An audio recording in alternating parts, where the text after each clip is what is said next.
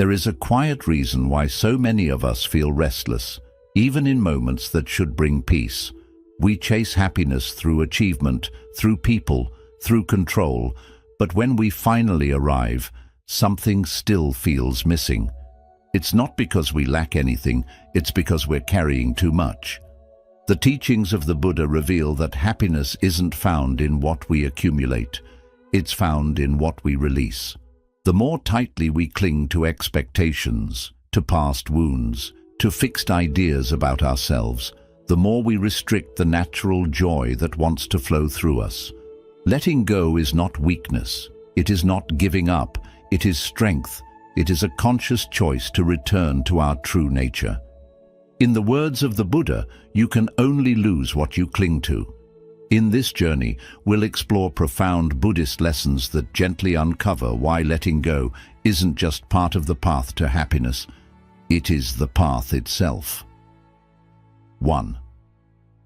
Let go of control. You were never meant to hold it all.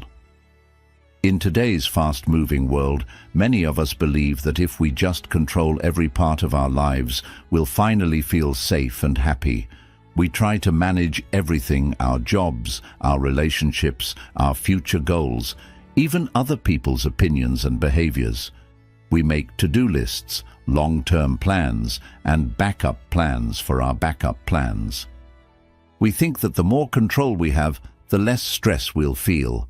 But in reality, this constant need to control everything only creates more stress, more anxiety, and more disappointment.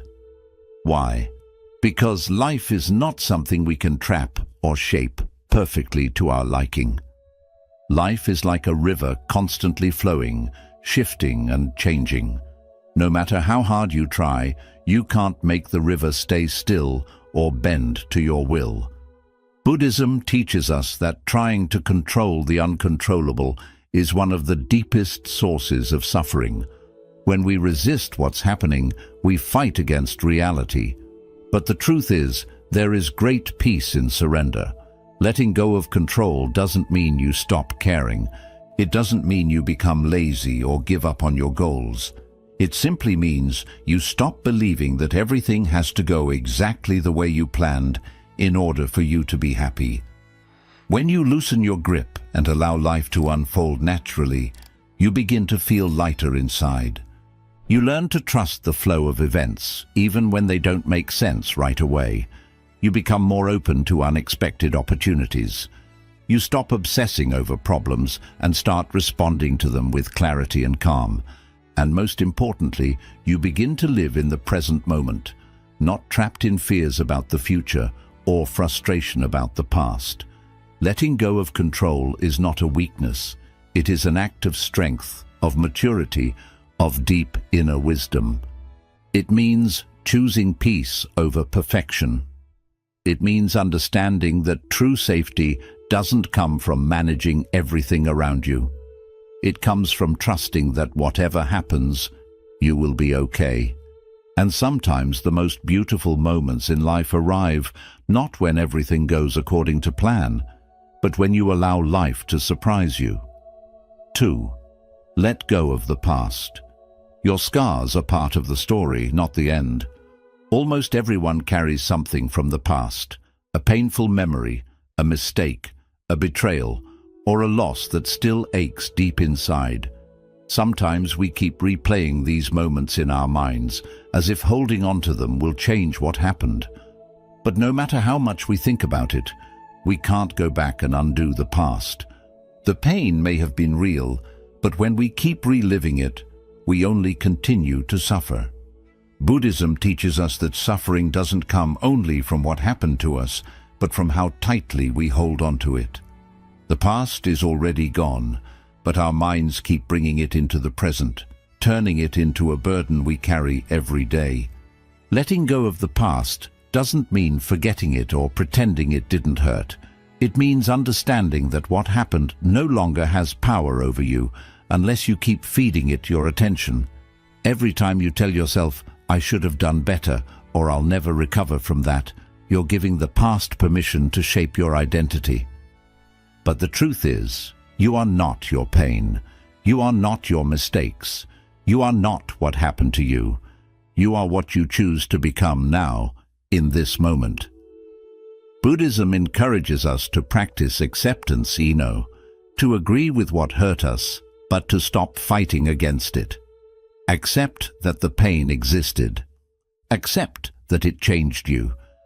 But also accept that you no longer need to carry it like a weight on your shoulders. When you stop identifying yourself by your wounds, you begin to see that they were only one part of your story, not the whole book. Just like the lotus flower grows from muddy water, your growth often comes from the very places where you were broken. Letting go of the past is not about erasing your story. It's about choosing not to be trapped by it anymore. You can look back with compassion and say, "That part of me was hurting, but I'm healing now." You can honor your journey without letting your past define your future. And as you gently set down the burden you've been carrying, you make space for new experiences, new joys, and a lighter, more peaceful heart. 3. Let go of expectations. The world doesn't owe you your ideal version of it. One of the quietest ways we suffer is through our expectations. We carry around an invisible list of how life is supposed to be, how people should treat us, how our efforts should be rewarded, how quickly success should arrive, and how smoothly our days should unfold. And when reality doesn't match those invisible hopes, we feel disappointed, frustrated, or even heartbroken. But the truth is, the world doesn't exist to fulfill our expectations. People are not always going to say the right thing. Situations are not always going to go according to plan. And life is not always going to move at the speed or direction you imagined. Buddhism teaches us that expectations are often the root of our suffering. When we expect something and reality gives us something else, we resist, we fight. We ask, "Why isn't this happening the way I wanted?" But peace doesn't live in the gap between expectation and reality. It lives in your ability to embrace the moment, even when it looks different than you pictured. Think about how often your stress comes not from what's happening, but from the belief that it shouldn't be happening. For example, when someone is rude, your expectation that they should have been kind makes the pain worse. When a goal takes longer than you imagined, it's not just the delay, it's the expectation of speed that creates frustration. The tighter we cling to how things should be, the harder it becomes to see and accept how things actually are. Letting go of expectations doesn't mean you give up hope. It doesn't mean you stop dreaming or having standards. It means you stop demanding that the world obey your version of it.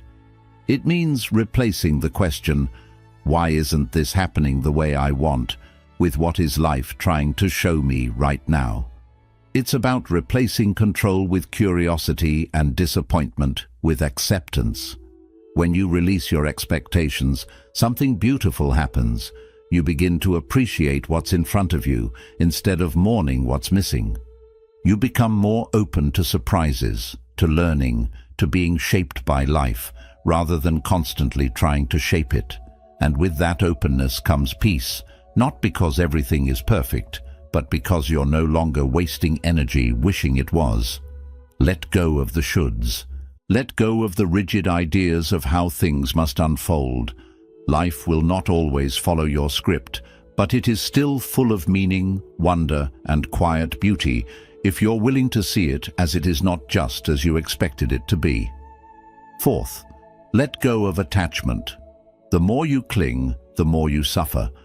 We are born into this world with open hands, yet as we grow, we begin to close our grip around the things we think we need to be happy. We cling to people, possessions, titles, outcomes, and even emotions. We say, "This is mine, this must stay, this must never change." And so we hold tightly, fearing loss, fearing change, fearing anything that might take what we love away from us. But the deeper truth revealed by Buddhist wisdom is that all things are impermanent, nothing lasts forever, Not your youth, not your job, not your loved ones, not your successes, not even your pain. Everything you see, everything you touch, everything you hold in your heart is in a constant state of change. When we fail to see this, we suffer. We become afraid of losing what we have, or broken when it inevitably slips away. The problem isn't that things change. The problem is that we expected them to stay. Attachment says, "I need this to feel whole." It creates a false belief that our happiness depends on keeping certain things close. But clinging is like trying to hold water in your hands. The tighter you squeeze, the faster it escapes. Buddhism doesn't ask us to stop loving or caring. It doesn't tell us to abandon joy or reject beauty. It teaches us to love more freely without chains.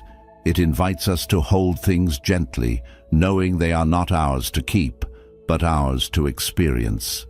It reminds us that true peace doesn't come from locking things in place. It comes from flowing with life's natural rhythm of gain and loss, of coming and going.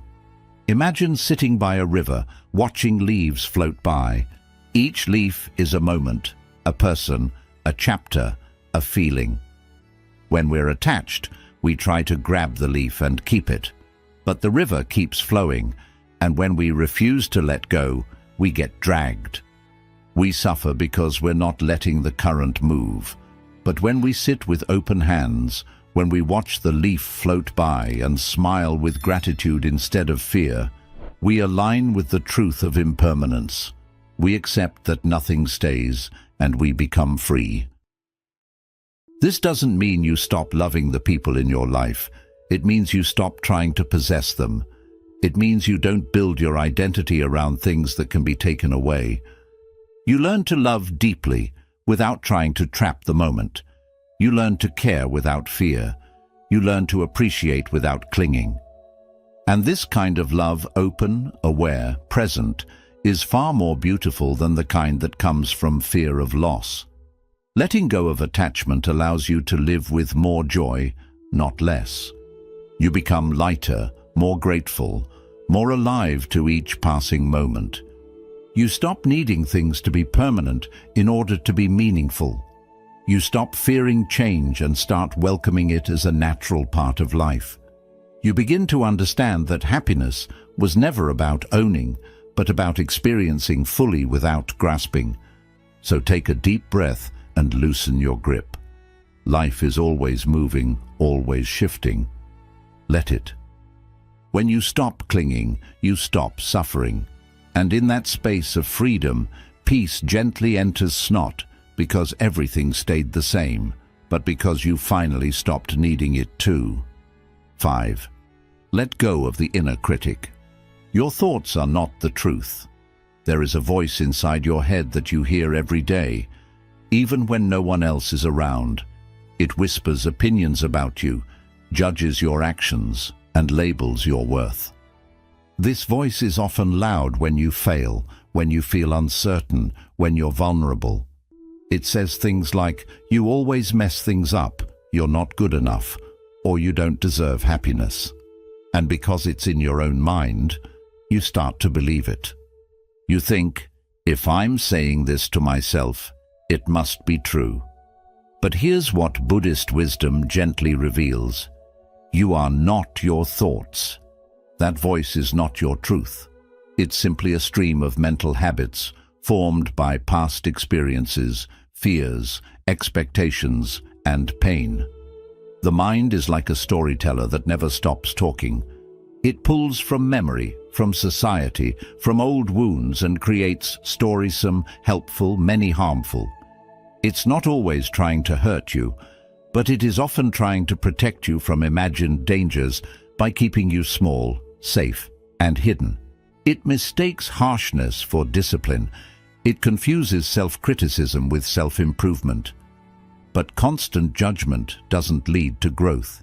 It leads to shame. And shame is like a fog that covers your inner light, making you forget how strong, beautiful, and capable you truly are. When you begin to observe your thoughts instead of automatically believing them, You create a sacred space. You start to notice patterns. You realize that many of your thoughts repeat, like a broken record playing old fears and outdated beliefs. You realize that these thoughts often contradict each other. One moment you're not doing enough. The next you're doing too much. You see how unstable the mind can be, how easily it jumps from praise to criticism, and then something powerful happens. You stop taking it so seriously. Buddhism teaches the practice of mindfulness not just to calm the mind, but to see it clearly. When you become the witness of your thoughts rather than their victim, you begin to reclaim your inner space. You realize there's a difference between a thought and the one who observes the thought. That observer in you, the quiet awareness, is who you really are. And that awareness is peaceful, wise, and deeply compassionate. It does not judge. It simply sees. Letting go of your inner critic doesn't mean pretending you have no flaws or refusing to improve. It means replacing punishment with understanding. It means responding to yourself the way you would to a dear friend, with kindness, patience, and encouragement. When you make a mistake, it's not a sign that you're broken. It's a moment for reflection, not rejection. When you feel lost, it's not proof that you've failed. It's a call to reconnect, not to condemn. It's easy to think that being hard on yourself will make you stronger, but in truth, self-compassion is the real path to transformation, because when you feel safe within yourself, you're more open to growth. When you treat yourself with love, you naturally want to take better care of your mind, your body, and your choices. Not out of guilt, but out of deep respect for who you are. Letting go of your inner critic is not a one-time act, it's a daily practice. You catch yourself when the voice returns. You breathe, you question it, you offer a softer response. And over time, the harsh voice grows quieter. In its place, a new voice begins to emerge. Voice rooted in truth, not fear. It says things like, "You're learning, you're trying, you are enough." So, be gentle with yourself. You have carried so much for so long. You have survived battles no one knows about. You have walked through dark seasons and still shown up for life. You deserve a mind that treats you like a friend, not a battlefield. And the moment you stop believing every critical thought, you begin to step into your real power, not by fixing yourself, but by remembering you were never broken. Let go of the need for validation. Not everyone needs to understand your journey. As human beings, we are born with a deep desire to be seen, heard, and understood. From our earliest years, we look to the world around us as parents, our teachers, our peers for approval and acceptance. We want to be told, "You're doing well, you're enough, you matter." And while this is a natural longing, if we're not careful, it can become a silent chain around our spirit. We begin to live not for ourselves, but for the eyes of others.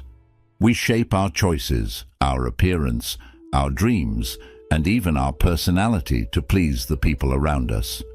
We start performing, editing, and adjusting ourselves just to avoid judgment or rejection.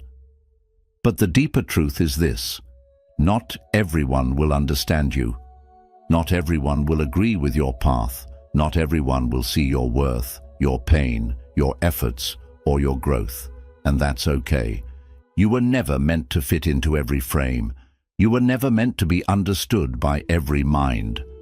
Buddhism teaches that clinging to the approval of others is just another form of attachment tone that slowly eats away at your peace. When you tie your self-worth to someone else's validation, you give them power over your joy. You become like a leaf in the wind, drifting wherever other people's opinions blow. And in the process, you lose sight of your own center. Letting go of the need for validation does not mean becoming cold or disconnected.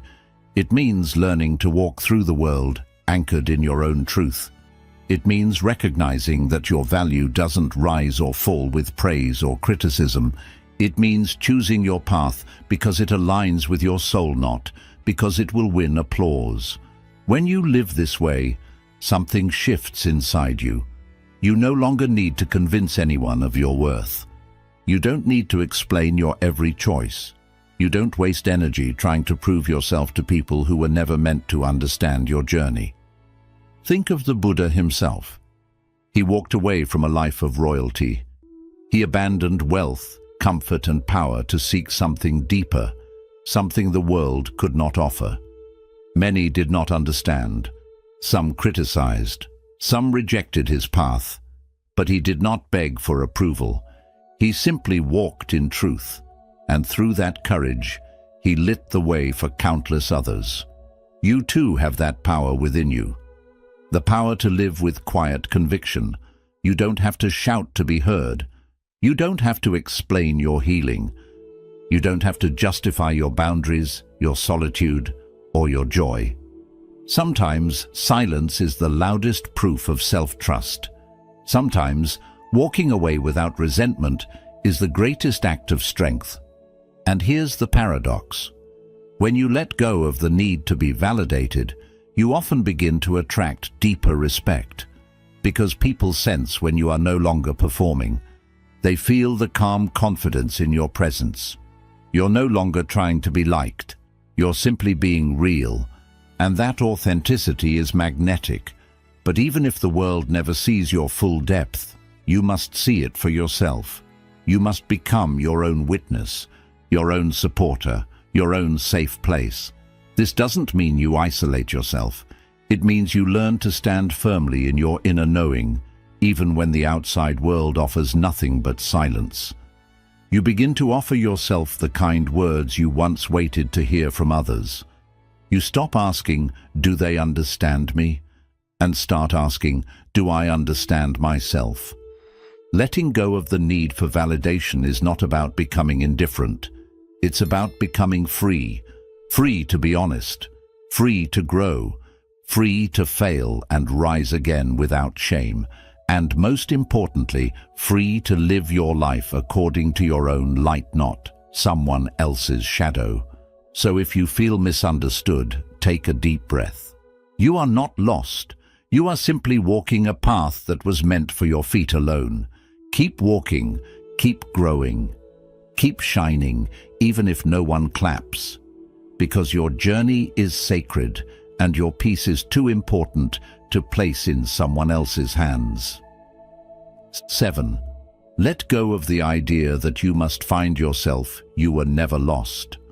So many of us walk through life with the quiet belief that we are missing something, that we are incomplete, that we must go on a long, exhausting search to find ourselves, as if we are buried treasure hidden beneath the surface waiting to be discovered. We look outward, we travel far. We consume books, chase experiences, and compare our lives to others, all in the hope that one day we'll finally feel whole. We ask questions like, who am I really? And what is my purpose? And when the answers don't come easily, we feel more lost than ever. But the teachings of Buddhism invite us to stop looking outward and start returning inward. They offer a radical, liberating truth. You do not need to find yourself. What has happened you were never that your true self has been covered layer by layer by years of conditioning, fear, expectation, and noise. You've been told who you're supposed to be. You've been taught to wear masks. You've been pushed to chase goals that were never really yours. And in the process, you've simply forgotten the quiet essence of who you are. Letting go of the idea that you must find yourself is not about giving up. It's about realizing that your journey is not one of discovery, but one of remembering. You are not a puzzle to solve. You are not a machine that needs to be fixed. You are already whole beneath the noise, beneath the doubt. And your real task is not to become someone new, but to gently peel away everything that is not you. This process is not dramatic. It is not loud. It does not require the world's applause. It is quiet and sacred. It's the moment you stop trying to impress, the moment you stop chasing an image, the moment you stop asking, "Am I enough?" and begin to live from the knowing that you are. Your true self is not found in titles, in labels, in achievement. It is found in your stillness, in your breath, in your presence, in the calm you feel when you are no longer pretending. Buddhism teaches that the self is not fixed. It is not a solid object that can be pinned down and described. Instead, the self is like water, always flowing, always changing, always responding to its container. This means you don't have to stay the same. You don't have to hold on to the person you once were. You don't have to limit yourself to the identity the world gave you. You are free to grow, to expand, to let go of what no longer fits. And in doing so, you come closer to your natural state, open, peaceful and alive. Letting go of the need to find yourself also relieves a deep pressure. It means you no longer have to force clarity. You no longer have to chase big answers. You can stop grasping for something outside of you and begin simply being with yourself in silence, in acceptance, in the gentle unfolding of your life. Each day, each breath, each small decision is a way of coming home. You are not defined by your job, not by your past, not by your trauma or your achievements. You are not the version of yourself someone else sees. You are not the mask you wear when you feel afraid. You are not even your thoughts or your emotions. All of these are passing clouds, but beneath them you remain unchanged, steady and enough. When you let go of the illusion that your worth is somewhere out there, you reclaim the peace that has always been in here. You stop waiting for some future version of yourself to give you permission to be happy. You stop postponing love, peace, joy, and you begin to live now with gentleness, with gratitude, with awareness. So pause. Let go of the chase. Breathe into this moment. You don't need to go find yourself. You simply need to return to the part of you that has always been here, watching, waiting, loving you through it all. That part of you is your truth. That part of you is your home, and it was never lost. It was only forgotten. 8. Let go of resistance. Peace begins when you stop fighting life. There is a quiet war many of us are fighting every single day. A war not against others but against reality itself. We resist what is. We push back against what's happening.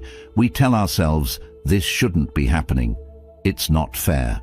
It wasn't supposed to be this way. And in this resistance, we suffer. Not because life is cruel, but because we are fighting with life rather than flowing with it. Buddhism tells us that pain cannot be avoided, but suffering is a choice.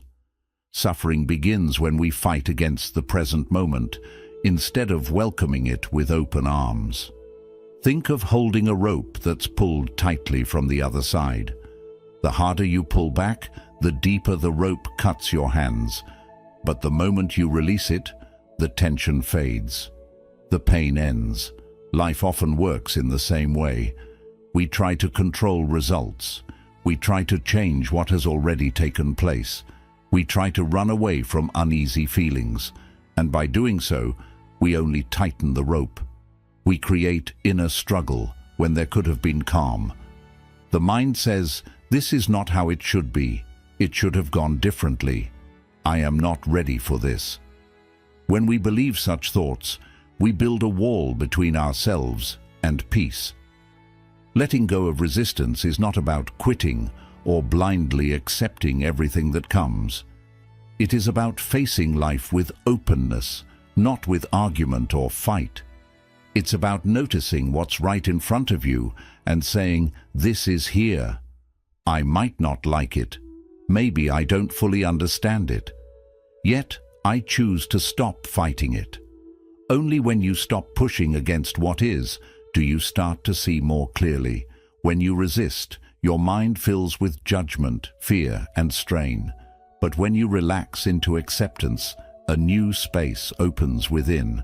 In that space, healing begins, clarity grows, and wisdom gently leads you forward. Deep peace lives on the other side of surrender. This surrender is not about giving up. It is about moving with life, growing through each moment, and learning from change. When you release the need to force life into your own picture, you start to notice the good already here. You begin to trust that even the hardest moments carry meaning, purpose, and lessons. What feels like disorder may actually be the start of transformation. What seems like a door closing may in truth be guiding you to something better. Here's something people often forget.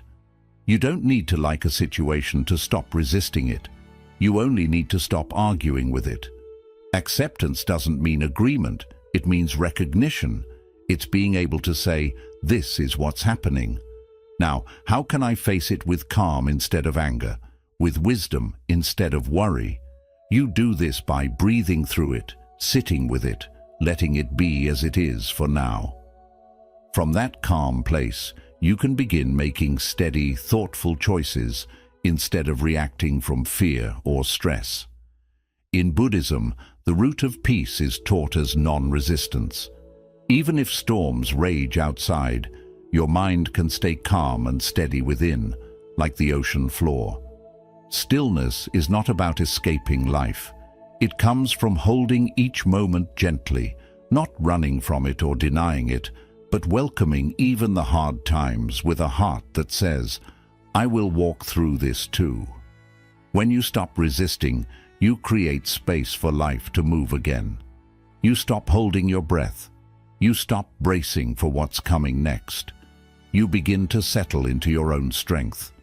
You start to trust that you can handle whatever comes. This trust gives you a new kind of strength, not from forcing things to change, but from shifting within. If you feel worn out from fighting, wishing things were different, pause, step back, and release. Allow life to be exactly as it is, even just for this moment. Let go of the struggle. Let go of needing everything to be perfect before you can feel peace. The truth is, peace begins not when life changes, but when you do. When you start allowing instead of resisting. When you move with the flow instead of trying to control it. When you rest in the stillness of now instead of running away. We often believe happiness is something to chase, or something earned through struggle and achievement. But what if happiness isn't hidden in a future goal, in someone else's approval, or in a perfect life? What if happiness is already here, quietly waiting beneath all that you carry? The Buddha's teaching reminds us, happiness is not about gaining more, but about letting go. Let go of control. Let go of the past. Let go of rigid expectations. Release the thoughts and attachments that weigh you down. Every burden you put down is not a loss. It's a return to yourself, a return to peace, to the quiet beneath all the noise. You don't need to fix everything to feel lighter. You don't have to wait for a perfect life to feel free. All you need is to loosen your grip. Begin unlocking the chains you've wrapped around your own heart. Trust that letting go is not giving up. It is creating space. Space for healing, space for growth, space for being truly present. In that space, your deepest self, untouched by fear, pain, or failure, comes alive again. You are not here to carry the world. You are here to live with ease, clarity, and love. That begins not by holding on tightly, but by releasing what no longer serves you. The more you release, the more freely life flows. The more you trust, the more peace finds you. The more you surrender, the more you remember who you really are. You were never broken, only hidden beneath layers. So walk gently now. Be kind to yourself. Let go, step by step. Notice how happiness, like sunlight breaking through clouds, begins to shine where the heaviness once was. Not as a prize, but as your true nature. The state you were always meant to return to. Happiness is not what appears when life turns easy. It is what unfolds when you stop needing life to be different.